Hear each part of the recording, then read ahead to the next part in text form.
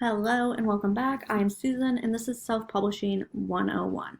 So let's get right into this. You've already seen the overview of the course. Let's get a little more into detail about these topics. So your manuscript, you got to figure out what you want to write. What are you good at? What can you share with the world? The writing part is like 20% of this process. You do it and then that part's over and you kind of take on the role of all these other things. So starting with your manuscript, I personally write poetry, so that's my forte. It's a lot easier to edit per se than if you have a novel. You're probably going to want to hire someone out for that. So let's talk about cover and title. This can be something that's harder if you don't already have something in mind. My writing process, I always start with a cover and title because that's like my theme. That is the umbrella and everything underneath it is going to fall underneath that title. If you're in the opposite situation where you're starting with a manuscript and you need a title or a cover, there are cover creators and title generators that can kind of get you pointed in the right direction to start brainstorming. So what is a pen name versus an author's name? Pen name is a name that is on your book as the author that's not your real name. Some people don't like their identity to be out there, or there's various reasons why you choose a pen name over having your actual name on your book. I personally use my legal name, just it helps with publishing and marketing for me anyways, because I started publishing and marketing to friends and family. So it depends on what your niche is, and that all depends on what you're writing about. Tax info. This is something that I was I don't want to say surprised by, I just wasn't expecting. When I went to publish a book, I just was not prepared with that information. So before you get started, have your tax information on hand and it'll just be easier to get all set up once you get set up with a self-publishing platform. Royalties. What is a royalty? I had no clue what this meant. A royalty is the percentage of money that you get and the percentage of money that the platform that you're publishing off of gets per book that is sold. You don't get 100% of the profit, and if you're doing paperbacks, then you have to take a percentage out for print cost. And just understanding that if you're selling a book for $20, you're not making $20 off that book. You're probably making 60% after print cost, depending on where you publish.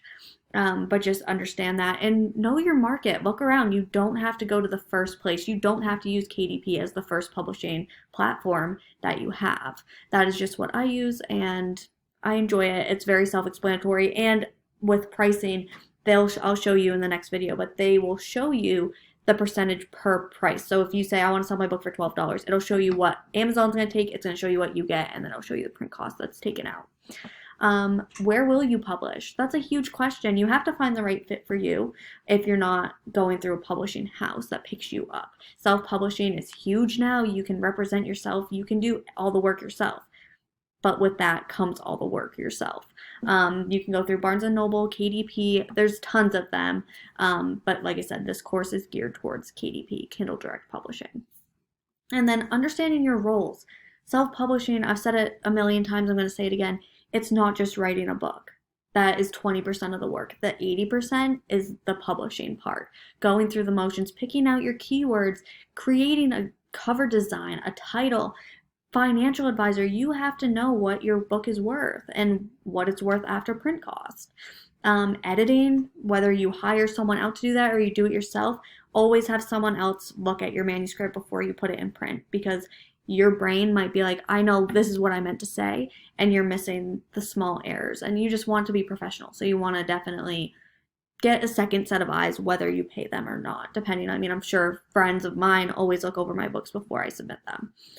Chief of staff, it's kind of funny because the more I publish, I've been creating and adding more roles into it, whether it's an illustrator or I have someone who runs a small business make merch for me.